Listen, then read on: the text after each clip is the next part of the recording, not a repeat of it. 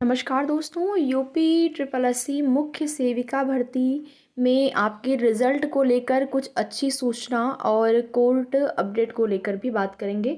तो वीडियो में लास्ट तक बने रहें। एक छोटा सा निवेदन आप सभी से, अगर चैनल पर नए हैं तो चैनल को सब्सक्राइब भी ज़रूर करें और वीडियो को लाइक शेयर करना ना भूलें। आपकी भर्ती संबंधित जो भी ज़रूरी और महत्वपूर्ण सूचना होगी, आप सभी को उसकी जानकारी समय समय पर इस चैनल के माध्यम से दी जाएगी। तो जैसा कि मैंने जो है 2 दिन पहले एक आपकी भर्ती संबंधित वीडियो अपलोड किया था और उसमें ऐसे कमेंट आए हुए थे। अभ्यर्थियों का ये पूछना था कट ऑफ को लेकर कि बता दीजिए कट ऑफ कितनी जाएगी। तो देखिए, मैंने सेपरेट भी कट ऑफ की वीडियो बनाई है। अगर आपने नहीं देखा होगा तो आप उसको भी देख सकते हैं, या फिर मैंने मोटा मोटा हर वीडियो में ये हम जिक्र कर ही देते हैं कि लगभग लगभग आपके कम नंबर हैं, तब भी आप उम्मीद रखिए। देखिए, आपकी भर्ती में ना बहुत सारी चीज़ें ऐसी हैं जो कि अभी भी स्पष्ट नहीं हैं, और इसकी वजह से जैसे कि जब हम ये चीज़ें बोल देते हैं, जैसा अभी मैंने बोला, तो उसमें अभ्यर्थियों का ये भी कमेंट आता है, जब चीज़ें स्पष्ट नहीं है तो आपने वीडियो क्यों बनाया। तो देखिए, आप सभी को ये भी बता दें कि आपका जो विज्ञापन जारी हुआ था, ठीक है, आपका जो विज्ञापन है, विज्ञापन में ही अस्पष्टता नहीं है। वो आयोग और आपका जो विभाग है उसी की लैंग्वेज है, और वो जो लैंग्वेज में उन्होंने आपकी एलिजिबिलिटी को तय किया है, वो वही लोग समझ सकते हैं। क्योंकि देखिए, उसमें ये कहीं नहीं कहा गया है कि आपका ग्रेजुएशन में जो सब्जेक्ट वहाँ पर मांगा गया है, विशेष विषय ग्रेजुएशन में 3 साल होनी चाहिए, या फिर 2 साल है तब भी आप आवेदन कर पाएंगे। ऐसा तो आपके नोटिफिकेशन में नहीं दिया है। आपने खुद देखा होगा आप अपना विज्ञापन, और उसी के साथ साथ आपके विज्ञापन में ये भी कहीं नहीं लिखा है, या फिर देखिए, कला वर्ग तो लिखा है, तो कला वर्ग से ये चीज़ें स्पष्ट हो रही। कला वर्ग यानी कि आपका बीए हो गया, तो उस हिसाब से देखा जाए तो बीए ही आपका होना चाहिए। बीएससी होम साइंस है तो आप एलिजिबल नहीं हैं। तो देखिए, तमाम तरह की चीज़ें हैं, और कुछ सूचना ऐसी भी मिलती, कभी कभी लगता है कि हाँ, बीएससी होम साइंस भी शामिल होगा। कभी कभी लगता है कि जो भी चीज़ें, देखिए अभी तक ये चीज़ें क्लियर नहीं हो पाई हैं आपके आयोग से। ये आपका आयोग और विभाग ही क्लियर करेगा, और इसको लेकर आप आयोग और विभाग से ही पूछ सकते हैं, वही आपको क्लियर बता पाएगा क्या कुछ है।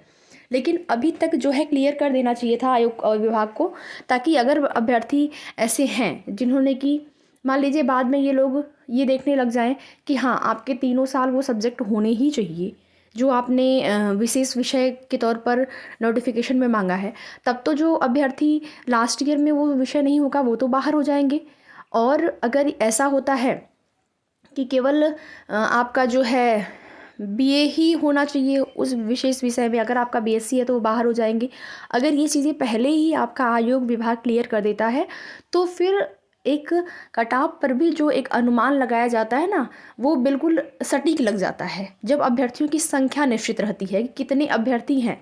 अभी देखेंगे, टोटल अभ्यर्थी देखे जाते हैं जो कि जिन्होंने परीक्षा दिया है, ठीक है। अभी तो आपका रिजल्ट नहीं है आया है, तो परीक्षा में जितने अभ्यर्थी उपस्थित रहते हैं उसी के आधार पर एक कट ऑफ आपको बताई जाती है कि लगभग लगभग इतनी जा सकती है।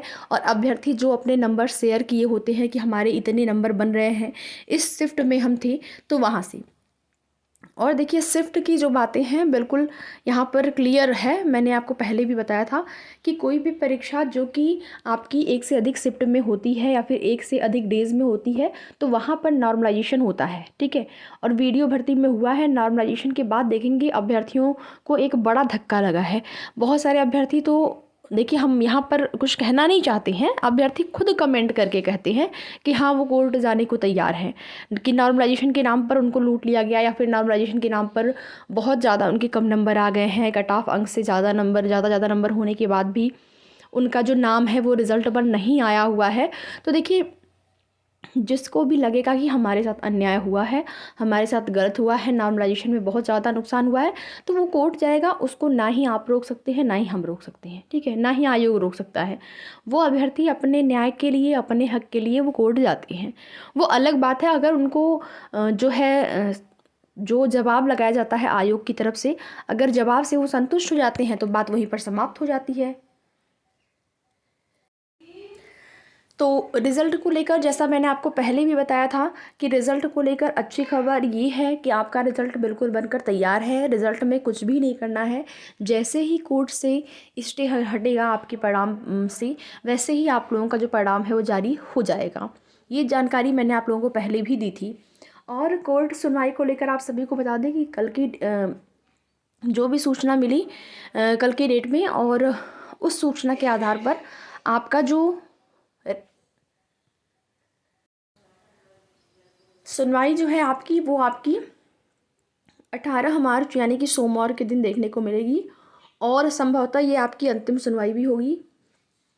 देखिए, जो भी चीज़ें हैं या कोर्ट में जो भी मैटर है, उसका निस्तारण बहुत ज़्यादा ज़रूरी है आपके रिज़ल्ट को लेकर। अगर मान लीजिए अंतरिम राहत लेते हुए ये लोग कोर्ट मान लीजिए निस्तारित नहीं हो पाया मैटर से, लेकिन अंतरिम राहत मिल गई कि हाँ आप जो है परिणाम जारी कर सकते हैं, लेकिन फिर आप देखेंगे कि ये लग जाएगा कि फाइनल परिणाम नहीं जारी कर सकते हैं।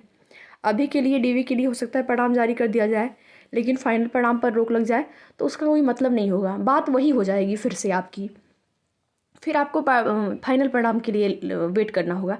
इससे अच्छा है कि पहले मैटर एकदम से निस्तारित ही हो जाए, बिल्कुल समाप्त ही हो जाए, उसके बाद आपका रिजल्ट जारी हो, तो आपके लिए ज़्यादा बेहतर होगा और आपकी भर्ती प्रक्रिया जो है वो जल्द से जल्द कंप्लीट भी होगी।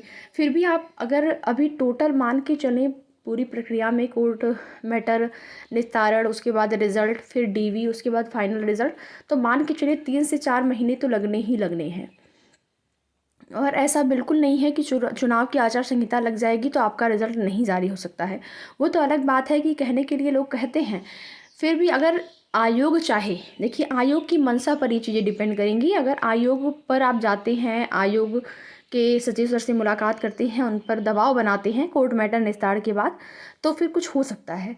देखिए आयोग की, जब आयोग ने खुद कहा है कि हाँ उनका रिज़ल्ट बनकर तैयार है, तो आप निर्वाचन आयोग से परमिशन ले लीजिएगा, या आप कह सकते हैं आयोग से कि अगर मान लीजिए कोर्ट मैटर निस्तारित हो जाए, पहले तो जाने का कोई मतलब नहीं है, क्योंकि अभी आप जाएंगे तो आयोग का यही कहना है कि कोर्ट से मैटर निस्तारित होगा उसके बाद ही हम कुछ कर पाएंगे।